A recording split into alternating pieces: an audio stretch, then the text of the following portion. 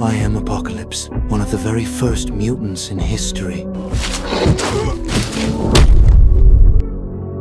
My powers weren't awakened by accident. They were born with me. With a wave of my hand, I can level an entire city because I possess the ability to manipulate matter itself. But even I am not immune to time. As my body begins to age, I transfer my consciousness into another mutant host. This keeps me alive and allows me to absorb the powers of my new body. After countless transfers, I have accumulated the abilities of many others. Thousands of years ago, in ancient Egypt, I was worshipped as a god, but during one of my transfers, a group of rebels triggered the collapse of a pyramid. I was buried deep underground. My guardian gave his life to cast a protective shield, preserving my body in stasis, and so I slept for millennia, until one day, a group of loyal followers discovered ruins. Sunlight broke through the stone and reactivated the seal. I rose again.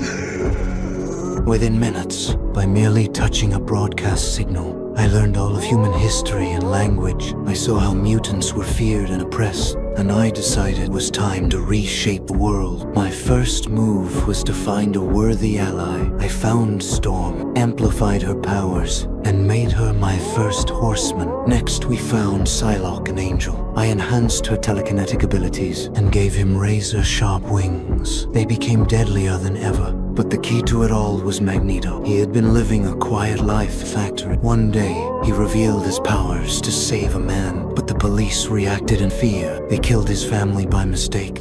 No, please, not my baby.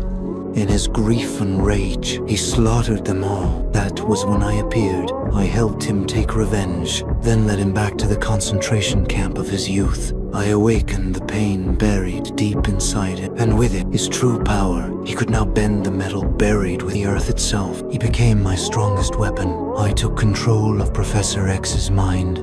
Using his psychic whiffs, I commanded the world's armies and launched every nuclear weapon into space. Then, I prepared to transfer my mind into Xavier, so I could inherit his power of mental domination and control the minds of all humanity. At the same time, Magneto was tearing apart the Earth's surface. Cities crumbled under his power. Everything seemed to be going as planned. But then, he saw what he had become. He remembered what he had lost, and realized this wasn't the world he truly wanted. In the end, he turned against me and stood with the X-Men. They attacked me together, but none of them could truly harm me until Jean Grey's Phoenix Force awakened.